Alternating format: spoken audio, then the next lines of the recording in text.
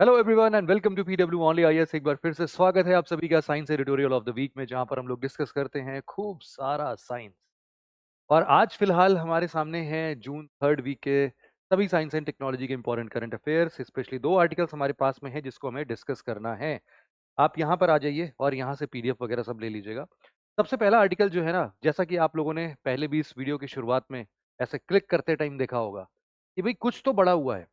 मतलब कि दो ब्लैक होल्स जो है ना, वो आपस में मर्ज कर रहे हैं। दो ब्लैक होल्स जब आपस में मर्ज करते हैं तो एक बहुत ही बड़ा इवेंट हमारे यूनिवर्स का माना जाता है। अब वो बड़ा इवेंट हमें किस फॉर्म में दिखता है, हम जरा उसको समझने की कोशिश करते हैं। ये जो पूरा प्रोसेस है, एक्चुअल में ये पूरा प्रोसेस बेस्ड है आपके ग्रेविटेशनल वेव्स पर।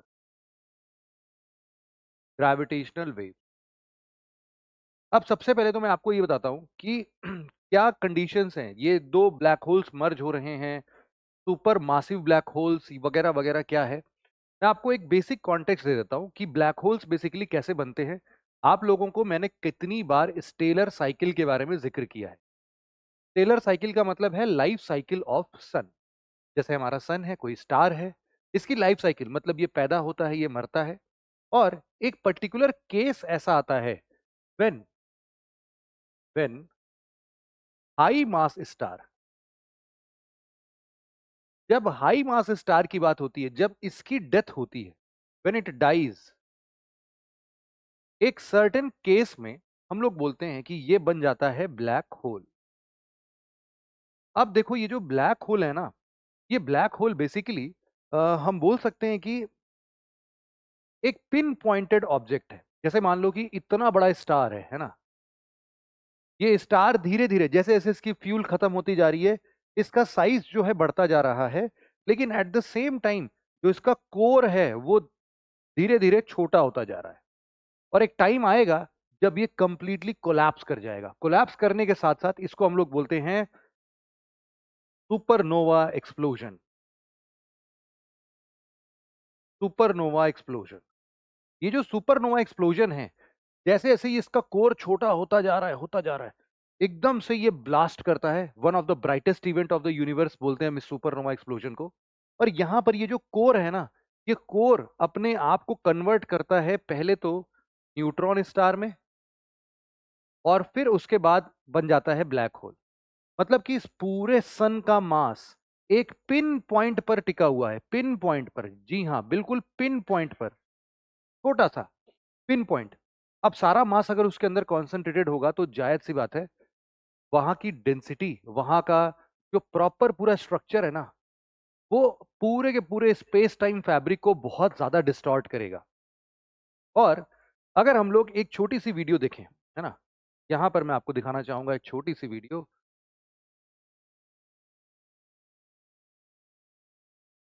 जस्ट अ सेकेंड, बस मैं आपको तुरंत यहाँ पर दिखाता हूँ। What if we can see space time.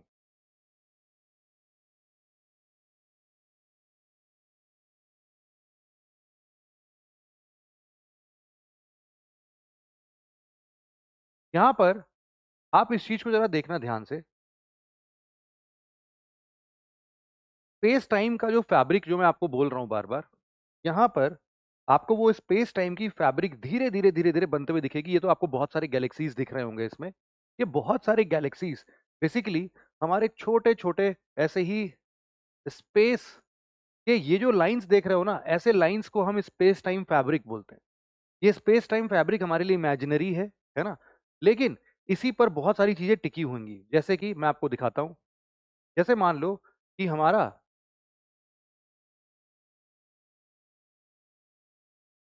सन है, तो सन के पास में देख रहे हो ग्रेविटी के ज्यादा होने से ये अर्थ बार बार इससे खींचा चला जा रहा है। क्यों? क्योंकि यहाँ पर स्पेस टाइम बिल्कुल टिका हुआ है, सेम टू सेम। यहाँ पर अर्थ के साथ भी आप स्पेस टाइम देखोगे ना, ये कर्व ग्रेविटी इसको अंदर की तरफ सब खींचे हुए है। इसीलिए मून भी इसके चारों तरफ घूम रहा है। और इनफैक्ट ये हो या फिर कोई दूसरे सैटेलाइट्स हो, ये सारे के सारे ऐसे ही काम कर रहे हैं। देखो भाई, ये सैटेलाइट भी इसीलिए अर्थ के चारों तरफ घूम रहा है क्योंकि ग्रेविटी इसको बार बार अपने अंदर की तरफ खींचते जा रही है। अब यहां पर मैं तुम्हें समझाना चाहता हूं कि जब स्टेलर साइकिल की हम बात करते थे, तो यहां पर ना कई बार ये ब्लैक होल्स मर्ज होते हैं। ये नहीं, इसके बाद दिखाता हूँ ये आपको सामने जो दिख रहा है, these are the black holes and these are the two rotating black holes. और ये ब्लैक होल्स आपस में हो गए हैं भाई साहब अब ये मर्ज। ये जो मर्ज में आप स्ट्रेचेस लाइन देख रहे हो, ये ग्रेविटेशनल लेंसिंग की वजह से देख रहे हो। और ये इतना बड़ा ब्लैक होल नहीं है, ये सिर्फ एक पिन पॉइंट है। तो इसके वजह से जो स्पेस टाइम फैब्रिक है ना, उसमें क्या आ गई हैं, रिपल्स आ गई हैं, रिपल्स। उसमें क्या आ रही हैं, रिपल्स आ रही हैं। और धीरे धीरे ये जो रिपल्स है ना, ये पहुंचती है हमारे अर्थ तक। और जब भी ये रिपल्स हमारे अर्थ तक पहुंचती है, तो देखो हमारा अर्थ इससे कैसे अफेक्टेड होता है भाई। जैसे ही ये रिपल्स हमारे अर्थ तक पहुंची, हमारा अर्थ वॉबल करना स्टार्ट होता है, फूलता पिचकता है। जैसे हमारी दिल की धड़कनों में दिल फूलता पिचकता है, वैसे ही अर्थ भी फूलता पिचकता है। ये क्यों हो रहा है? Because of gravitational wave. Because of gravitational wave. हम लोग यही समझना चाह रहे थे कि आखिरकार जब ऐसे दो बड़े ब्लैक होल्स जब आपस में मर्ज होते हैं, तो क्या क्रिएट होता है। What we have learned is gravitational waves. और इनफैक्ट यही पूरा आर्टिकल है हमारे लिए, जिसमें बोला गया है कि merger of two black holes 100 times bigger than the sun. बस अब मुद्दा ये है कि ये जो ब्लैक होल्स थे ना, ये हमारे सन की तुलना में 100 गुना बड़े स्टार थे। 100 times, 100 times bigger than our sun. वो ब्लैक होल में कन्वर्ट हुए थे। अब वो ब्लैक होल वापस से मर्ज हुआ है। तो इसीलिए बहुत ही प्रॉब्लमेटिक सिचुएशन है यहाँ पर। और प्रॉब्लमेटिक सिचुएशन क्या, हमारे लिए मतलब एक नई लर्निंग है ग्रेविटेशनल वेव्स को लेके। यही पूरा आर्टिकल यहाँ पर लिखने की कोशिश की। अब मैं तुम्हें इस आर्टिकल के बेसिस पर भी चीजें समझा देता हूँ। जैसे कि अभी कुछ नया स्पेक्टेकुलर ऑब्जर्वेशंस जो भी हैं वो यहाँ पर बात की गई है। यहाँ पर बोल रहे हैं कि देखो, जो भी एग्जिस्टेंस ग्रेविटेशनल वेव्स है ना, उसको तो एल्बर्ट आइंस्टाइन ने 1915 में ही अपने थ्योरी ऑफ रिलेटिविटी में इस बात को बता दिया था। लेकिन थ्योरी ऑफ रिलेटिविटी के ठीक 100 साल के बाद 1900 सॉरी 2016 में, यहाँ पर 2015 में, सॉरी 2015 में, एग्जैक्टली 100 ईयर्स के बाद आप बोल सकते हैं कि हम लोगों ने पहली बार ग्रेविटेशनल वेव्स को सच में ऑब्जर्व किया। तो आइंस्टीन की बात तो बिल्कुल सही थी। अब इसको ऑब्जर्व कैसे किया, ये अभी हम लोग समझते हैं। क्योंकि इसको हम लोगों ने ऑब्जर्व किया था लीगो से। लीगो है आपका laser interferometer gravitational waves observatory. ये जो लीगो है, ये लीगो ही तो है जो कि इसको ऑब्जर्व कर रहा है। अब इसी के बेसिस पर अब ये लीगो क्या है वो भी हम समझेंगे, बट हम समझते हैं कि इस बार नया क्या मिला हमें। देखो, यूजुअली क्या है कि लेटेस्ट डिस्कवरी हमें ये बोलती है कि अगर ऐसा कोई भी ब्लैक होल जो कि 140 गुना सन से ज्यादा बड़ा है, ऐसा ब्लैक होल है, तो ये कोई नई बात नहीं है। क्योंकि हमारे हर एक गैलेक्सी के सेंटर में क्या होता है भाई, ब्लैक होल तो होता ही है। और ये जो ब्लैक होल होता है, ये कोई मामूली ब्लैक होल नहीं होता है। ये होता है हमारे लिए सुपर मासिव ब्लैक होल। यहां पर आप बोल सकते हैं कि thousands and lakhs of black holes merge करके ये सुपर मासिव ब्लैक होल्स बनाए गए हैं। और ये हर गैलेक्सी के सेंटर में मौजूद है। हमारे मिल्की वे में भी है। मिल्की वे गैलेक्सी के बीचों बीच अगर आप देखोगे, तो आपको दिखेगा सैगिटेरियस ए। ये ब्लैक होल है हमारे बिल्कुल सेंटर ऑफ गैलेक्सी के। तो सुपर मासिव ब्लैक होल की बात नहीं हो रही है, वो तो बहुत बड़ा है। हम बात कर रहे हैं इतने भी बड़े ब्लैक होल की नहीं, 140 टाइम्स, 100 टाइम्स बड़े ब्लैक होल्स की। तो यहां पर हम लोग बोल रहे हैं कि जब ये दोनों आपस में मर्ज करते हैं, तो इनके मर्जर से हम लोगों को क्या मिलता है भाई, ग्रेविटेशनल वेव्स मिलता है। और वो सेम टू सेम है 2021 में जैसे हम लोगों ने उसको ऑब्जर्व किया, 2015 में ऑब्जर्व किया, ऐसे ही है। बस यहाँ पर चेंज क्या है, सरप्राइजिंग ये था कि लेटेस्ट डिस्कवरी में एक ये फैक्ट निकला कि इतने बड़े साइज रेंज का ब्लैक होल्स, रफली जो कि 100 से 150 टाइम्स बिगर देन आवर सन है, ये ना फिलहाल के इस स्टेज पर जो भी हमारे पास प्रिवेलिंग नॉलेज है, उस प्रिवेलिंग नॉलेज पर ये अभी इसको ब्लैक होल्स के शेप में होना नहीं चाहिए था, है ना।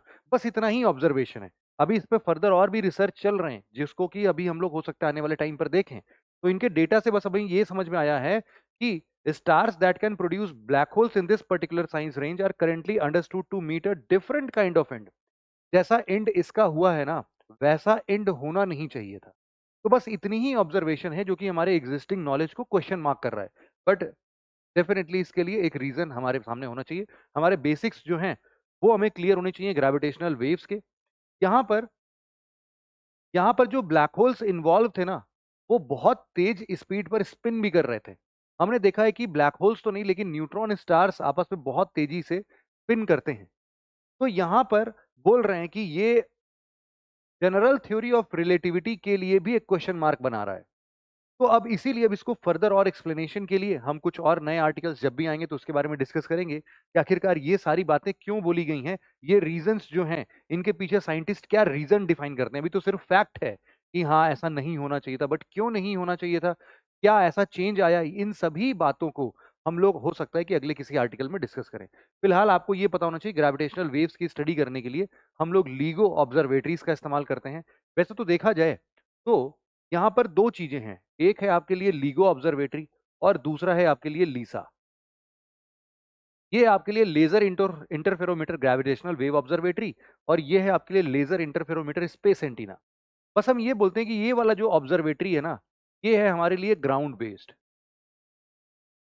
और जो लीसा है ये है हमारे लिए स्पेस बेस्ड। यूपीएससी लीसा से दो क्वेश्चन तो ऑलरेडी पूछ चुका है, 2017 और 2020 में। 2017 का जो क्वेश्चन है यूपीएससी ने जो पूछा था, उसमें पूछा गया था कि लीसा जो है ना, मतलब उसमें पूछा गया था कि भाई ये मिशन जो है लीसा मिशन, इसका इवॉल्व लीसा के बारे में ये क्वेश्चन पूरा पूछा गया था। तो ऑप्शन में इवॉल्व लीसा था, उसमें बोला था कि भाई, और 2020 में मतलब वन ऑफ द ऑप्शंस में इलीसा था। यहाँ पर पूरा था कि ग्रेविटेशनल वेव्स वगैरह की स्टडी करने के लिए क्या है कैसे है। फिर 2020 का क्वेश्चन आया था कि भाई एक ना लीसा में क्या होगा कि हम एक ट्रायो सैटेलाइट्स फॉर्म करेंगे। ट्रायो सैटेलाइट्स मतलब कि अगर ये अर्थ है तो इनके बीच में हम लोग 3 सैटेलाइट्स लगाएंगे और इनके बीच में हम लोग मिलियंस ऑफ किलोमीटर्स का डिस्टेंस रखेंगे, मतलब 1 से 2.5 मिलियन किलोमीटर का डिस्टेंस रखेंगे। और जैसे लीगो ऑब्जर्वेटरी है, लीगो ऑब्जर्वेटरी में क्या होता है, फिर मैं इसको समझाता हूं। यहां पर आप देख सकते हैं लीगो ऑब्जर्वेटरी में क्या होगा, भाई कहाँ गया, हाँ, लीगो ऑब्जर्वेटरी में क्या होता है, परपेंडिकुलर डायरेक्शंस में ऐसे 2 4 4 किलोमीटर, ये कितना डिस्टेंस हम लोग देख रहे हैं भाई, ये जो डिस्टेंस देख रहे हैं ये लगभग 4 किलोमीटर का डिस्टेंस है। इस 4 4 किलोमीटर के डिस्टेंस पर अगर हम लोग बोल रहे हैं कि ग्रेविटेशनल वेव्स जब भी आता है तो अर्थ जो वॉबल करता है, ये वॉबलिंग ज्यादा नहीं होती है, मुश्किल से 1 या 2 सेंटीमीटर की होती है। अब हमें पता है भाई कि हमारा जो पूरा अर्थ है वो भाई साहब इसकी डायमीटर है 12,800 किलोमीटर।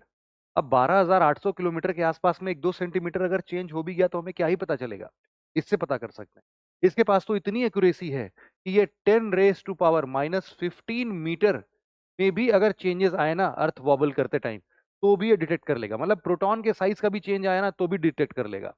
तो इसीलिए ये अर्थ अगर वॉबल करते हुए कुछ भी हुआ तो हम लोग इसके अंदर से क्या करते हैं, एक वेव पास करते हैं इंटरफेरोमीटर वाला, यहां से भी पास होता है और ये इधर से भी आ रहा होता है 4 किलोमीटर से, और दोनों आके यहां पर डिस्ट्रक्टिव इंटरफेरेंस करते हैं। डिस्ट्रक्टिव इंटरफेरेंस इससे क्या होता है कि इसमें कोई भी रीडिंग नहीं आती है, लेकिन जब भी अर्थ वॉबल करता है तो तुरंत के तुरंत इसके बीच के जो दोनों वेव्स एक दूसरे को कैंसिल आउट कर रहे थे, अब वो कैंसिल आउट नहीं करते हैं, मतलब यहाँ पर रीडिंग आने लगती है। जब रीडिंग आती है तो हमें समझ में आता है कि भैया ग्रेविटेशनल वेव आ गया है, और उन्हीं रीडिंग से हम उसके ओरिजिन की पढ़ाई करते हैं। ग्रेविटेशनल वेव्स बेसिकली अगर हम लोग देखें तो 3 4 कंडीशन में बन सकते हैं। यहाँ पर आपके लिए बता देता हूं मैं। पहला तो कंडीशन है ड्यूरिंग ड्यूरिंग सुपरनोवा एक्सप्लोजन। अभी पढ़ा था हमने सुपरनोवा एक्सप्लोजन के टाइम पर जब स्टार की डेथ होती है। दूसरा हम लोग पढ़ रहे हैं during merger of two black holes. ये वही इवेंट है जहां पर हम लोग बात कर रहे हैं। तो जब इसकी बात कर रहे हैं दो ब्लैक होल मर्ज कर जाए भाई साहब, या फिर सुनो सुपरनोवा एक्सप्लोजन नहीं, हम लोग इसको लिखते हैं कि अगर दो ब्लैक होल मर्ज कर जाए, और इसके साथ साथ हम लोग बोल सकते हैं कि या तो कभी ऐसा हो कि दो न्यूट्रॉन स्टार आपस में एक दूसरे में रोटेट करते रहे। दूसरा कंडीशन हम लिख सकते हैं ड्यूरिंग, या फिर ऐसे लिखते हैं कि व्हेन टू न्यूट्रॉन स्टार्स, या फिर रिवॉल्व अराउंड ईच अदर। ये कुछ एक दो कंडीशंस पर हम लोग को ग्रेविटेशनल वेव्स प्रोड्यूस होता हुआ दिख सकता है। और लीगो ऑब्जर्वेटरी की अगर बात करें तो ये देश में ना बहुत सारी जगहों पर लीगो ऑब्जर्वेटरी बना है। फिलहाल के लिए यहाँ पर अगर हम लोग एक मैप में देखना चाहें तो इंपॉर्टेंट वाले की अगर मैं बात करूं तो यहाँ पर आपको मिल सकता है एक लिविंगस्टन का, एक वर्गो, एक कागरा। तो कई बार इन तीन चीजों को आप देख सकते हो कि इनका लगभग लगभग जो आपका लेटिट्यूड है वो लगभग लगभग बराबर ही है। तो इस सिचुएशन में इसको हम लोग VLK या फिर KVL ऐसा भी कुछ ओरिजिन बोलते हैं इन तीन चीजों को, है ना। इन तीनों को मिला के अभी भी जो फाइंडिंग हुई है दो सुपरमासिव दो 100 टाइम्स बड़े ब्लैक होल के मर्ज होने की, वो भी इन तीनों के डेटा को हम लोग मिला के लेके आ रहे हैं। बट अब ये देखा जा रहा है कि आप लोग यहाँ पर देख सकते हैं कि भाई इंडिया में भी तो है लिगो इंडिया। ये आपको बता देते हैं कि ये अभी फंक्शनल नहीं है। वैसे तो इसको 2024 में ही फंक्शनल हो जाना था, बट कुछ प्रॉब्लम के कारण यहाँ पर प्रॉपर तरीके से अभी तक अप्रूवल नहीं मिला था। तो 2023 में ही इसको अप्रूवल मिला है। ऐसा बोला जा रहा है कि अप्रैल 2030 तक 2030 तक ये लीगो इंडिया प्रोजेक्ट, जिसको हम लोग कहाँ बना रहे हैं, हम लोग बना रहे हैं महाराष्ट्र के अंदर। यहाँ पर आप देख सकते हैं महाराष्ट्र यहाँ पर कहीं बनेगा। हम लोग बोल रहे हैं हिंगोली डिस्ट्रिक्ट है यहाँ पर, हिंगोली डिस्ट्रिक्ट ऑफ महाराष्ट्र।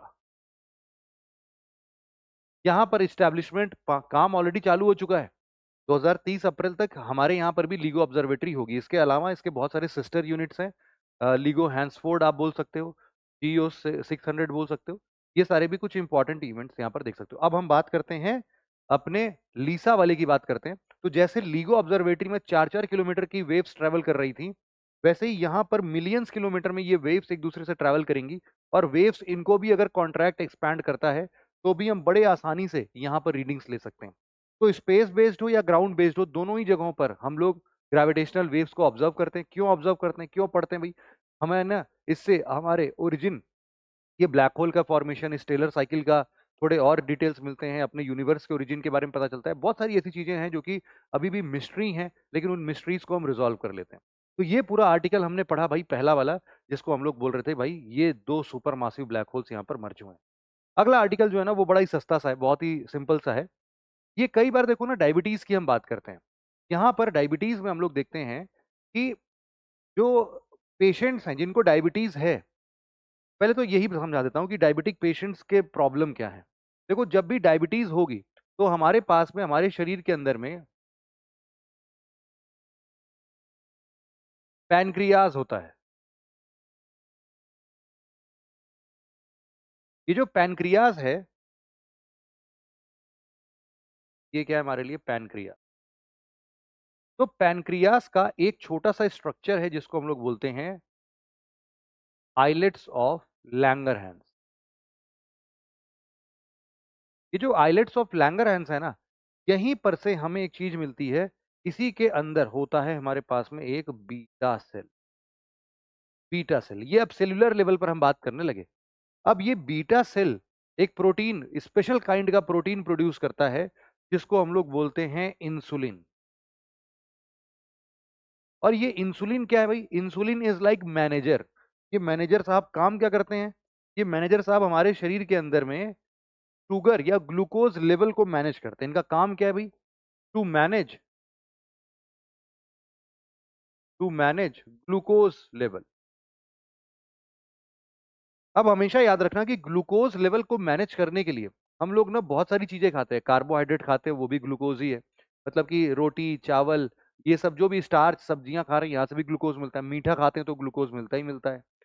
तो जो भी ग्लूकोज हमारे शरीर के अंदर में जाता है, glucose is considered as the ultimate fuel for energy production. क्योंकि हम लोग बोलते हैं ना कि हमारे हर एक सेल के पास में माइटोकॉन्ड्रिया होता है, जिसको हम लोग बोलते हैं power house of the cell.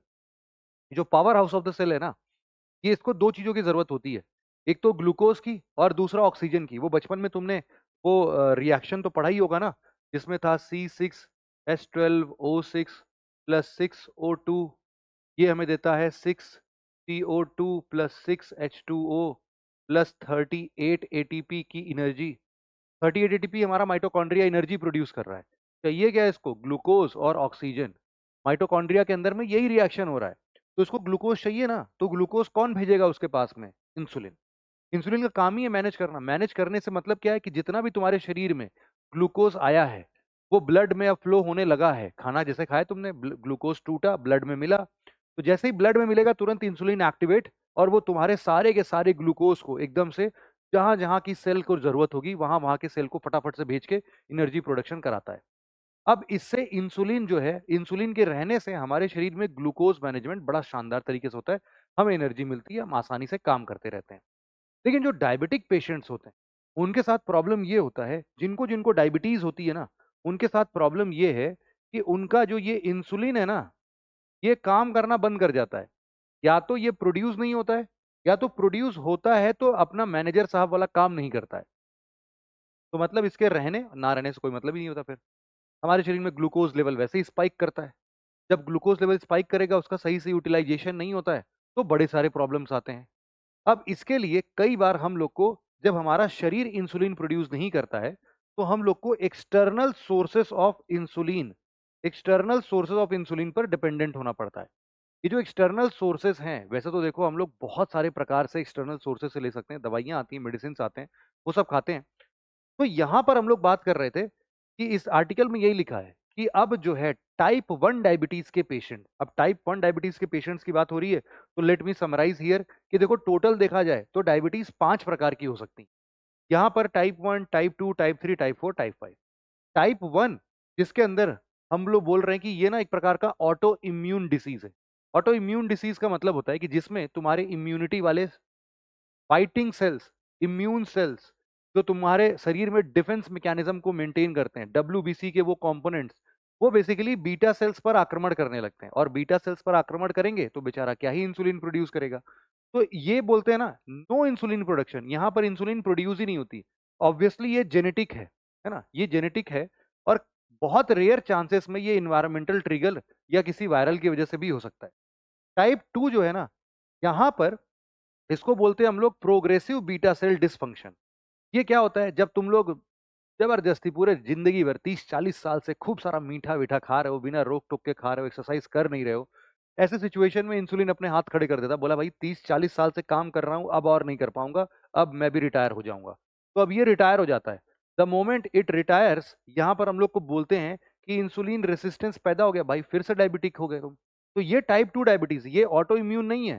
तुमने इतना मीठा खाया, अपनी लाइफ स्टाइल में तुमने इतना गंदा प्रभाव डाला कि वो लाइफस्टाइल की वजह से तुमको डायबिटीज हो गई। फिर आता है टाइप 3, ये गेस्टेशनल डायबिटीज होता है। ये बेसिकली प्रेगनेंसी हार्मोन्स जब सीक्रेट होता है, टेम्परेरी इंसुलिन रेसिस्टेंस बनता है, बट ये ठीक हो जाता है। फिर टाइप 4 होता है, वो होता है मोनोजेनिक। मोनोजेनिक में एक सिंगल जीन का म्यूटेशन हो जाता है, जिसको हम लोग बोलते हैं मोडी, मोदी नहीं, मोडी, मोडी जीन। तो ये क्या करता है, ये इंसुलिन प्रोडक्शन को अफेक्ट करता है, इसके वजह से भी प्रॉब्लम होने लगती है। टाइप 5 जो है, टाइप 5 अभी तक इसको हम लोग कंसीडर ही नहीं करते थे कि ये टाइप 5 जैसा भी कुछ डायबिटीज होता है क्या, बट रिसेंटली अभी हमने देखा है कि एक major chunk of people in the world जिसको डायबिटीज है, वो बेसिकली उसके पीछे टाइप 5 डायबिटीज भी एक रीजन हो सकता है। यहाँ पर हम बोलते हैं कि बहुत सारे दूसरे जो भी हम लोग डिसीज या ड्रग्स हम लोग ले रहे हैं, उसके वजह से पैनक्रिएटाइटिस, या फिर स्टेरॉइड्स, या फिर सिस्टिक फाइब्रोसिस जिसमें हमारा म्यूकस बहुत थिक हो जाता है, या फिर पैनक्रियाटिक सर्जरी, इन सभी के कारण भी कई बार डायबिटीज हो जाता है, इंसुलिन प्रोडक्शन बंद हो जाता है। तो ऐसे हम लोग बोल रहे हैं कि ये भी टिपिकल डायबिटीज सिम्टम्स हैं, है ना, ये किसी भी एज में हो सकता है। ये दूसरा वाला तो 40 साल के ऊपर जाते जाते, जब इतना साल तक जिंदगी में बर्बादी करोगे, कुछ भी खाओगे पियोगे और एक्सरसाइज नहीं करोगे, तो यही होगा। फिर प्रेगनेंसी के टाइम पर ही होता है, और ये 25 साल से कम वाले फैमिली हिस्ट्री होती है इसके लिए भी, है ना। तो ये जब भी आता है ना मोनोजेनिक, तो यूजुअली हम लोग बोलते हैं कि भाई साहब डायबिटीज कम्स विद ओबेसिटी, जो बहुत मोटे लोग होते हैं ना, उनको, ओबीज लोग, उनको मिलता है, उनको डायबिटीज होने के चांसेस ज्यादा होते हैं। लेकिन ये जो मोनोजेनिक है ना, यहां पर मोटापा की जरूरत ही नहीं है, पतले दुबले इंसान, बिल्कुल पतले दुबले, हड्डी कंकाल टाइप दिखती होगी, लेकिन उनको भी डायबिटीज हो जाएगा। तो ये भी चौंका देने वाला है, क्योंकि जेनेटिक डिसऑर्डर है, तो फिर इसमें भी हम लोग को अलग तरीके से डील करना पड़ता है। अब इन सभी का सॉल्यूशन यहाँ पर दिया हुआ है। ऐसा नहीं है कि सॉल्यूशन ये कोई बहुत नया है। हम लोग क्या करते हैं, मैं आपको सिंपली बताता हूँ। हम लोग अभी तक क्या करते थे कि जो भी पेशेंट है ना, या फिर कोई भी डोनर पर्सन से जिसके पास में हेल्दी बीटा सेल्स होते थे, उन हेल्दी बीटा सेल्स को हम डिराइव करते थे और लीवर में ट्रांसप्लांट करते थे, जिससे कि लीवर जो है वो उसको सही तरीके से वापस इंसुलिन प्रोड्यूस करने लगे। But it comes with lots and lots of challenges and drawbacks. तो हम लोग बोल रहे थे कि यार देखो वैसे भी बाहर से इंसुलिन ले रहे हो तो भी प्रॉब्लम तो है ही है, लेकिन अब जो है एक नया मेथड है जिसको हम लोग बोल रहे हैं जिमिस लेसेल। यहां पर लिख देता हूं अलग से, ये है, ये एक नई टेक्नोलॉजी है जिसमें हम लोग बोल रहे हैं कि देखो बड़े सिंपल सी बात करते हैं। हम लोग क्या करेंगे ना, तुम्हारे शरीर से हम लोग जो ग्रोइंग आइलेट्स होते हैं, आइलेट्स ऑफ लैंगरहैंस बताया था ना, ये जो ग्रोइंग आइलेट्स होते हैं इसको निकाल लेंगे और इसको हम लोग बनाएंगे प्लूरीपोटेंट स्टेम सेल्स। मतलब कि हम इस्तेमाल करेंगे आईपीएससी मेथड का, induced pluripotent stem cell therapy की मदद से। अब induced pluripotent stem cell therapy, इसमें स्टेम सेल्स क्या होते हैं? Stem cells are the type of cells और a classification of cells which can differentiate into more specific cells indefinitely। जैसे तुम्हारे लिए जाइगोट, एक ही जाइगोट, हम सब लोग एक ही सेल तो थे, ये पूरा बार बार डेवलप होते होते अभी ट्रिलियंस ऑफ सेल्स हमारे शरीर में बन गए ना। तो वैसे ही समझ लो जाइगोट क्या है, एक स्टेम सेल है। वैसे ही इम्ब्रियो के 200-300 सेल्स हमारे सारे शरीर के सेल्स बनाते हैं, तो वो 200-300 सेल्स क्या है हमारे लिए? ऑब्वियसली स्टेम सेल्स हैं। हमारे शरीर के अंदर में जो रीढ़ की हड्डी के अंदर में जो सेल होता है उसको बोलते हैं हिमेटोपोएटिक स्टेम सेल, जो कि हमारे सभी प्रकार के ब्लड सेल्स को बनाता है, आरबीसी, डब्ल्यूबीसी, प्लेटलेट्स और इनके सभी टाइप्स को बनाता है। तो वो भी क्या है, मतलब कि वो अपने आप को डिफरेंशिएट कर रहा है और स्पेसिफिक सेल्स में। इनफैक्ट आपका स्किन सेल भी एक स्टेम सेल है, क्योंकि ये स्किन सेल भी अपने आप को रीजनरेट करता है स्किन सेल्स में ही। तो any cell which has the ability to regenerate, और जब तक आप जिंदा हैं तब तक रीजनरेट करता रहे, उसी को हम लोग बोलते हैं स्टेम सेल। तो एक induced pluripotent stem cell therapy के बारे में बताता हूं मैं। तो यूजुअली क्या होता है कि हम लोग को ना कोई भी चीज अगर प्लूरीपोटेंट स्टेज पर मिल जाए, मतलब कि उसके अंदर डिवाइड होने की क्षमता किसी भी सेल में अथाह की तरह हो जाए, मतलब किसी भी सेल में डिवाइड हो जाए, वो किसी भी सेल में रीजनरेट हो जाए, ऐसे सेल को हम लोग प्लूरीपोटेंट स्टेम सेल बोलते हैं। जो हमारे इम्ब्रियोनिक स्टेम सेल्स होते हैं ना, मतलब जो इम्ब्रियो टाइप के सेल्स होते हैं जिसमें 200-300 सेल्स होते हैं। या फिर सबसे बेहतरीन बात बताता हूँ मैं, जब एक बेबी की डिलीवरी होती है तो आपने देखा होगा कि वो अम्बिलिकल कॉर्ड कनेक्ट होता है ना मदर से। वो अम्बिलिकल कॉर्ड के सेल्स को अगर देख लो ना तो वो प्लूरीपोटेंट स्टेम सेल्स होता है। वो प्लूरीपोटेंट स्टेम सेल उसके अंदर पाया जाता है, उससे तुम कुछ भी बना सकते हो। उससे तुम लीवर के सेल्स बना सकते हो, हार्ट के सेल्स बना सकते हो, मसल्स के सेल्स बना सकते हो, बोन के सेल्स बना सकते हो, स्किन के सेल्स बना सकते हो, जो मर्जी है वो बनाओ। अब यहां पर हमने बोला कि अगर अम्बिलिकल कॉर्ड सेव नहीं है तो क्या करें? हमने बोला कोई टेंशन की बात नहीं है, induced pluripotent stem cell therapy का इस्तेमाल करते हैं। तुम शरीर से कोई भी सेल निकाल दो, जैसे यहां पर आइलेट्स निकाल दिया गया, आइलेट्स को सबसे पहले कन्वर्ट करेंगे हम प्लूरीपोटेंट स्टेम सेल्स में। एक बार ये हो गया, अब बोलेंगे कि अच्छा अब तुम पैदा हो गए, अब तुम ना बीटा सेल्स में कन्वर्ट हो जाओ। तो अब हम पेशेंट के आइलेट सेल्स से ही डिराइव करते हैं, उसको इंड्यूस्ड प्लूरीपोटेंट स्टेम सेल की थेरेपी की मदद से उसको कन्वर्ट करते हैं किसमें? बीटा सेल्स में। और ये जो बीटा सेल्स नए वाले freshly prepared beta cells lab में जो बने हैं, उनको हम लोग लीवर के पैसेज में, यहां पर लिखा है infused into the hepatic portal vein. Hepatic मतलब लीवर के पोर्टल वेन में हम लोग इसको वापस से इन्फ्यूज कर देते हैं। उसके वजह से नए प्रकार का बीटा सेल बनता है। अब शरीर में नया बीटा सेल बनने लगा। नया बीटा सेल जो बन रहा है, अभी अभी 12 पेशेंट्स के ऊपर टेस्ट किया गया है जिनको 20-20 साल का डायबिटीज था। इन सभी लोगों के अंदर इंसुलिन बनना हमेशा हमेशा के लिए बंद हो चुका था। ऐसे लोगों के लिए हमने देखा कि 90 दिन के अंदर ही जब हमने ये ट्रीटमेंट दिया ना, वहां पर सी पेप्टाइड प्रोड्यूस होने लगा। ये जो सी पेप्टाइड है, ये बहुत ही सही आप बोल सकते हो कि एक मार्कर है इंसुलिन प्रोडक्शन का, कि इसका मतलब है कि इंसुलिन प्रोड्यूस होना शुरू हो चुका है। 365 दिन के अंदर इनके अंदर अच्छा खासा इंसुलिन प्रोड्यूस होना शुरू हो गया। तो एक ना वन शॉट क्योर मिल सकता है टाइप 1 डायबिटिक पेशेंट्स के लिए। दुनिया भर में डायबिटीज के पेशेंट्स बहुत ज्यादा हैं, और उनके लिए ये जिमिस लेसेल जो एक थेरेपी है जिसमें induced pluripotent stem cell therapy का इस्तेमाल हो रहा है, ये हमारे लिए बहुत ज्यादा कारगर साबित हो सकता है। तो यही दोनों आर्टिकल था जो कि आज मैं डिस्कस करना था। आई होप कि आपको दोनों आर्टिकल्स अलॉन्ग विद बेसिक्स पूरे अच्छे तरीके से समझ में आए हैं। अगले हफ्ते फिर मिलेंगे कुछ नए आर्टिकल्स के साथ। तब तक के लिए thank you very much for listening it very patiently friends. Have a nice day, take care. और इससे रिलेटेड कुछ क्वेश्चंस होंगे जो कि मैं अभी अपने टेलीग्राम चैनल पर पोस्ट करूंगा, उसको एक बार जरूर से देख लेना। जय हिंद, थैंक यू।